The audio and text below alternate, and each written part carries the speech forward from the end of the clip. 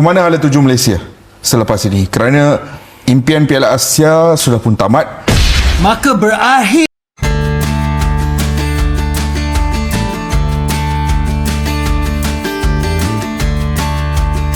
Hey, ketemu lagi dengan Rizka Yuni.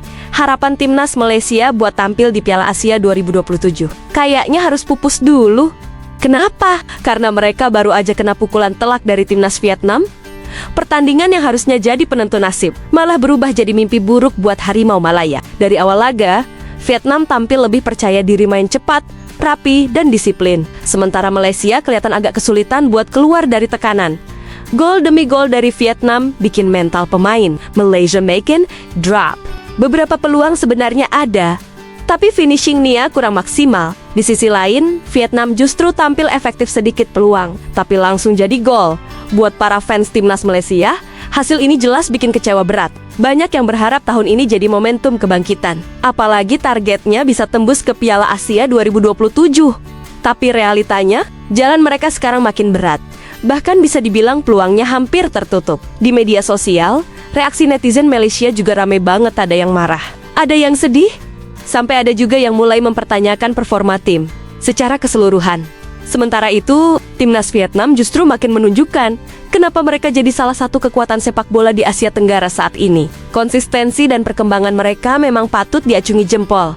Selepas ini, kerana impian Piala Asia sudah pun tamat, dan benda yang akan menjadi sangat sukar buat peminat adalah dalam minggu-minggu, bulan-bulan yang akan datang ini, apabila kita semakin mengikuti persiapan negara-negara jiran kita yang semakin bersedia untuk beraksi di pentas Piala Asia, kita pula akan terpaksa mencari haluan baru. Jadi ke mana hala tuju bola sepak Malaysia selepas ini, Farizat?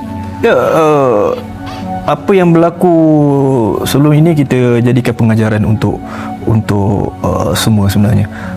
Dan apa yang perlu dilakukan adalah kita reset kembali, setkan target yang lebih orang kata target yang lebih efektif, ataupun yang lebih boleh dicapai dan perbaiki setiap kelemahan-kelemahan yang ada dan melihat kembali apa yang perlu dipertingkatkan lagi, terutamanya di luar padang. Kekalahan ini tentu membuat banyak pendukung Harimau Malaya merasa kecewa. Harapan besar untuk melangkah lebih jauh di kualifikasi Piala Asia 2027 musnah. Hasil ini juga memperlihatkan bahwa tanpa dukungan pemain-pemain warisan yang sempat menjadi sorotan, performa Malaysia terlihat jauh menurun dan memperlihatkan kekuatan Harimau Malaya yang sebenarnya. Maka berakhirlah perjalanan kita ke Piala Asia. Malaysia kalah 3-1 kepada Vietnam. Apa benda ni weh? Tak tahulah apa lagi yang nak dikatakan. Sebagai fans, kita mengharapkan jalan cerita yang lebih manis. Perbezaan Vietnam dengan Malaysia hari ini, mereka lagi klinikal dan lebih teratur transition dari serangan kepada defense. Sebenarnya Harimau Malaya memulakan game dengan bagus dan mencipta seingat abang 3 peluang yang boleh menghasilkan gol. Malangnya kita tak cukup klinikal. Walaupun Vietnam menjaringkan gol pertama dari sepakan penjuru yang cantik, kita masih lagi boleh fight untuk comeback. Masuk second half, 2 kesilapan hilang bola di kawasan tengah dengan mudah, memberi back-to-back gol kepada Vietnam, dan dari situ memang susahlah untuk kita. Okey guys, tamat sudah perlawanan di antara Malaysia bertemu dengan Vietnam tau, yang berkesudahan Malaysia kecundang 3-1.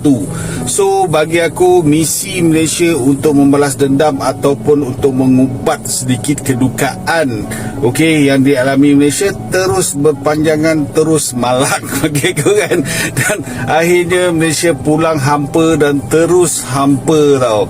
Dan Vietnam sendiri pun dia ada misi balas dendam juga sebenarnya tau. Dia orang nak kalahkan Malaysia sebab Malaysia kalahkan dia orang 4-0. So dia orang nak kalahkan Malaysia, sekurang-kurangnya mesti terbalas balik 4-0 pun tak sampai juga, sebab dia Malaysia dapat gol yang terakhir tu, jaringan Dos Santos tu, penalti tu. So sikit kiranya kegembiraan Vietnam tu yang nak lanyak Malaysia ni tak kesampaian juga. Mulai sekarang kita semua peminat foot golf Malaysia. Ayo Harimau Malaya, foot golf. Macam mana Haikal boleh wakil Malaysia? Dia wakil Selangor pun dah lama tak main. Kalau nama kau Facundo Garces, boleh lah menang 4-0, 3-0. Tapi pindah ke Ubaidullah Samsul, boom, 3-1, habis. Patutnya ni lah masanya nak tunjuk bahawa pemain yang 7 tu tambahan saja. Tapi itu dia orang keperluan, masalah dia. Kita ni sampah. Tak salahkan mana-mana player Malaysia yang betul-betul orang Malaysia. Okay? Sebab itu je level kita sekarang ni.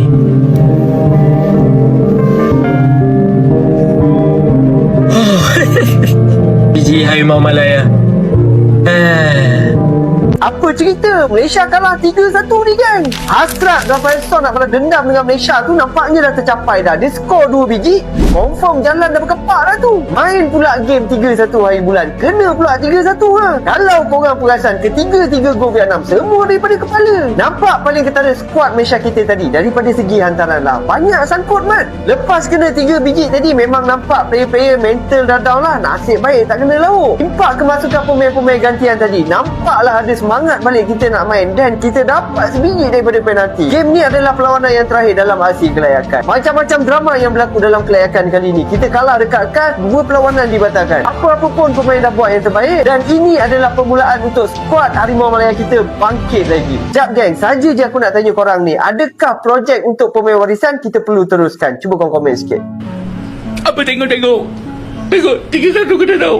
3-1. Dapatlah sebiji bawa balik. Okey lah tu. Ada nak katakan tak okey juga main. Cuma tu je lah, kita hari Haiman tak ada guys. Ni yang masalahnya. Banyak kelonggaran bab kita punya pertahanan. Longgar betul guys. Apa Alah, Kenoha dah kalah dah tu 1-0 dengan Bulgaria. Kutuk kita lah tu. Apa dia orang ni kan. Sedih guys. Okey guys, adios. Bye-bye. Kenoha lah ni. Oh no, pakcik. Apa benda ni weh? Negara tengah berjaya kuning dibantai habis Vietnam di kualifikasi Piala Asia. Buset dah guys. Waduh pakcik, kenapa ni pakcik?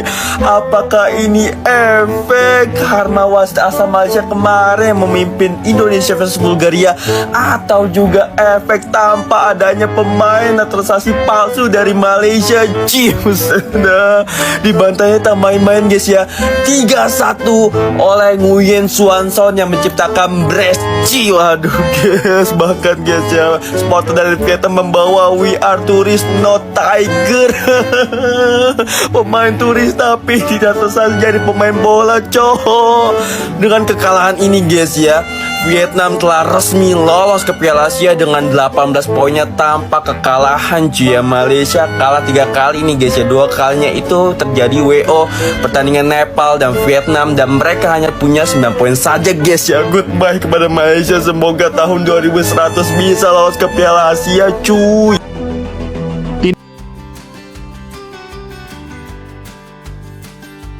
Kekalahan ini jelas jadi pukulan keras buat Malaysia, tapi di sepak bola selalu ada pelajaran dari setiap hasil buruk. Tinggal sekarang, apakah mereka bisa bangkit atau justru makin terpuruk? Menurut kalian, apa yang salah dari permainan Malaysia kali ini? Tulis di kolom komentar ya, dan jangan lupa subscribe serta like. Terima kasih sudah setia dengan Rizka Yuni. Sampai jumpa di video selanjutnya.